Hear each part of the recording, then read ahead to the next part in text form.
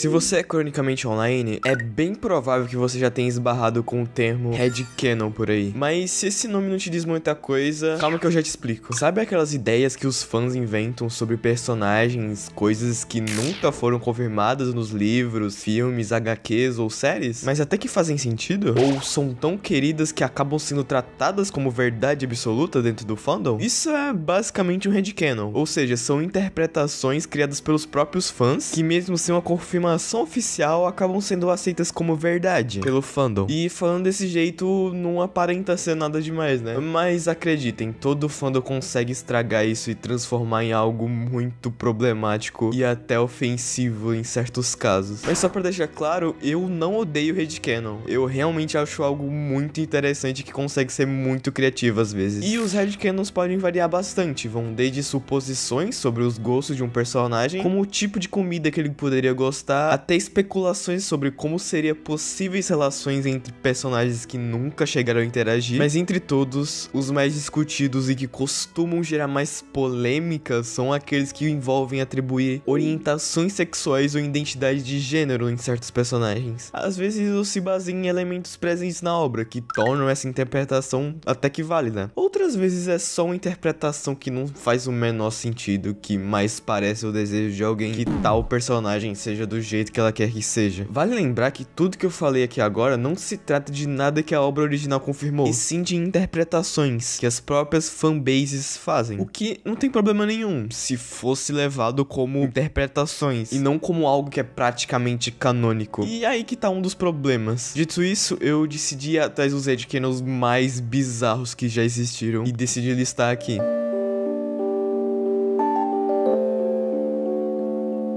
Sim, é muito estranho pensar que parte da fanbase de Gravity Falls acreditam fortemente que o Dipper é uma pessoa trans. Isso é um tanto quanto absurdo, porque o headcanon se baseia no fato do Dipper e a Mabel serem gêmeos e não terem o mesmo gênero. Só que isso é completamente normal. Pode sim existir gêmeos que não têm o mesmo gênero. O headcanon é baseado em uma desinformação. Mas não é só isso. Os outros argumentos do porquê o Dipper seria trans são muito sem sentido e chegam a ser até um pouco forçados. Pelo fato do Dipper em alguns episódios não se sentir tão masculino e ter literalmente episódios que são focados no Dipper tentando ser mais homem, uma parte do fandom concluiu que com isso o Dipper seria uma pessoa trans. O que não faz muito sentido, sinceramente. Além do que eu havia dito, que o Dipper e a Mabel serem gêmeos que não são do mesmo gênero, esses episódios se encaixam muito mais num contexto em que o Dipper é só um pré-adolescente querendo deixar de ser criança pra se sentir mais adulto. No filme Encanto da Disney, existe a personagem Luísa, que algumas pessoas interpretam como não sendo feminino o suficiente e tentam encaixar uma narrativa que ela seria uma pessoa trans. Enquanto em alguns casos há pelo menos uma tentativa de buscar alguma lógica em detalhes sutis, aqui se baseia puramente em estereótipo de gênero, o que pode soar até ofensivo. E o mais absurdo desse headcanon é a ideia de que a personagem teria feito tratamento hormonal, sendo que Encanto se passa por volta dos anos 1950 e esse tipo de tratamento nem estaria disponível naquela época, muito menos acessível em um vilarejo isolado. É uma interpretação totalmente fora da realidade do próprio universo do filme.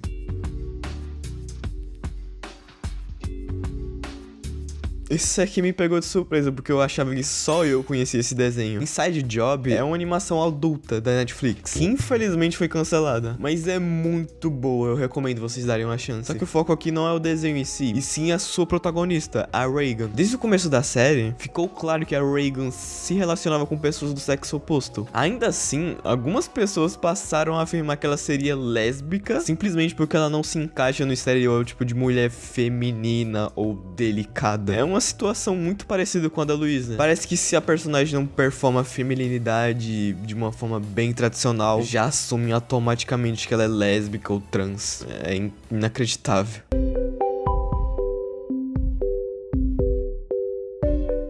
Olha eu falando mais uma vez de Del House nesse canal. É o GOAT dos desenhos, não tem como. Mas ao contrário dos outros headcanons, esse aqui não se trata de sexualidade ou de gênero, e sim de um transtorno. O headcanon se trata da Emmett ser autista. E as justificativas costumam apontar comportamentos como inquietação física, o hábito de se coçar, ou um forte interesse por livros. Há até quem mencione a cena que ela ficou nervosa quando a Luz levantou ela no colo, como um indício disso. Porém, essas atitudes não são características exclusivas do espectro autista. Às vezes ela tava nervosa só porque tava apaixonada, simples assim.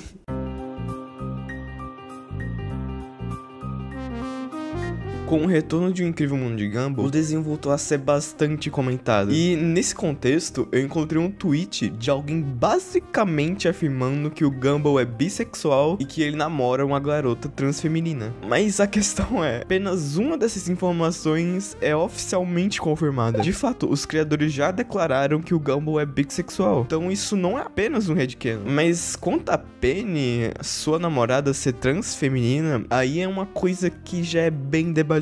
No início da série, a Penny é representada como um amendoim com chifres. Em um episódio específico, ela quebra essa casca e se revela como uma criatura mágica que pode mudar de forma à vontade. E esse momento foi interpretado por algumas pessoas como uma metáfora para a descoberta de identidade de gênero, algo comparável à experiência de uma pessoa trans. E olha, eu entendo essa interpretação. Eu não acho que esteja 100% errado. Pode sim ser vista como uma analogia a alguém se descobrindo, se libertando de uma casca imposta pela sociedade, mas ao mesmo tempo não faz tanto sentido afirmar que a Penny é uma garota trans dentro do universo da série. Antes mesmo desse arco, ela já era tratada no gênero feminino, tanto pelos outros personagens quanto pela narrativa. Além disso, o contexto da família dela reforça outra interpretação que faz mais sentido. Os pais da Penny também são amendoins e não querem sair de suas cascas por medo do que pode acontecer. E isso mais parece uma metáfora para quebra de tradições e aceitação familiar. No fim, a família dela aprende a aceitá-la como ela é, o que reforça essa ideia de quebra de expectativa e evolução pessoal. Não necessariamente uma transição de gênero. Então, apesar de ser uma interpretação válida, dizer que ela é transfeminina pode ser um pouco forçado e até precipitado. Mas pra vocês não acharem que eu sou totalmente do contra, no meio de tantos headcanons sem sentido e até problemático, existem sim headcanons que pelo menos eu considero que fazem sentido. E um deles que eu acho interessante e que faz bastante sentido é o do Sheldon Cooper de The Big Bang Theory ser uma pessoa autista. E isso gera bastante discussão pela fanbase, porque a série nunca confirmou isso diretamente. Mas o Sheldon tem muitos traços consistentes que reforçam e que se encaixam no aspecto autista, como a dificuldade de interações sociais, como o fato do Sheldon não entender ironia, sarcasmo indiretas, comportamentos repetitivos e até interesses hiperfocados. E fora que em Young Sheldon ele mostra esses traços de transtorno desde pequeno. Outros headcanons que pelo menos pra mim fazem sentido é o Victor de Arcane também ser autista, mais ou menos como no caso que eu citei anteriormente, mas aqui sendo mais sutil, com o Victor sendo extremamente obcecado pelo seu trabalho, o que pode se encaixar como hiperfoco, e a dificuldade com interações sociais. Muitas das vezes ele parece ter dificuldade de demonstrar afeto ou vulnerabilidade de forma explícita. E também existe headcanons que mais tarde se tornaram canônicos, como a Luz ser bi e a Emmett ser lésbica, o Gumball ser bi, como eu já mencionei anteriormente, o Darwin ser negro, caso ele fosse humano, até a Ellie de The Last of Us ser lésbica antes do segundo jogo confirmar isso, era um headcanon. Mas agora eu queria mencionar um outro tipo de headcanon que eu não cheguei a citar aqui. Headcanons que vão além do que estabelecido na obra original, ou seja, que não se apoiam diretamente no material canônico. Headcanons desse tipo são interpretações ou criações 100% feitas por fãs, que não tem conexão no que é mostrado ou dito na obra, mas que são criados como uma forma de identificação ou uma forma alternativa daquele mesmo personagem, podendo mudar gosto, personalidade, gênero ou sexualidade, até mudanças no design original. É basicamente uma releitura daquele personagem. E o motivo desse tipo de headcanon existir vai muito mais além do que só uma releitura ou uma versão alternativa. Muitas das vezes é feito com a intenção do fã se sentir mais representado, que tá tudo bem. É realmente interessante ver esse conceito por meio de fanarts e até fanfics. Mais de fanfics não terem um histórico muito bom. Mas eu raramente vejo as pessoas criticando o quão isso pode ser problemático e até desrespeitoso. Essencialmente quando é feito com pessoas reais, que não são personagens. Mas calma que eu já falo disso. Existem headcanons muito estranhos, que pegam personagens que são menores de idade pra se relacionarem com pessoas mais velhas, ou sendo envelhecidos pra teoricamente isso não ser criminoso, mas ainda assim colocando num contexto nojento, se é que vocês me entendem. E isso é bem mais comum do que parece. Na comunidade de Spy x Family, é extremamente comum ver fanáticos da Anya, que tem 5 anos, num contexto em que ela é mais velha e tem relações com um amigo dela, o que, pelo menos pra mim, é no mínimo estranho. Mas não é tão problemático quanto os headcanons que só são criminosos e extremamente nojentos, que eu nem prefiro citar aqui, mas já dá pra imaginar o que é. O outro ponto que eu queria citar aqui é quando fazem headcanons de pessoas, e por mais que normalmente esses headcanons não são feitos com a intenção de ofender diretamente a pessoa, pode ser muito desconfortável e até desrespeitoso você pegar a OC de alguém, que no caso é como ela se enxerga na internet, e trocar a cor de pele ou o gênero da pessoa sem consentimento nenhum da pessoa. Eu não vejo problema em fazer isso caso a pessoa já tenha mencionado que não liga com esse tipo de coisa. Mas se não for esse o caso, isso pode ser extremamente invasivo, atribuir sentimentos ou características que ela nunca compartilhou. E sim, isso já aconteceu com um youtuber aqui no Brasil. Foi um caso bem recente até, mas eu não quero mencionar aqui quem foi o youtuber, porque eu não quero reviver nenhuma treta, mas saibam que isso realmente acontece. Com tudo isso, eu quero reforçar aqui que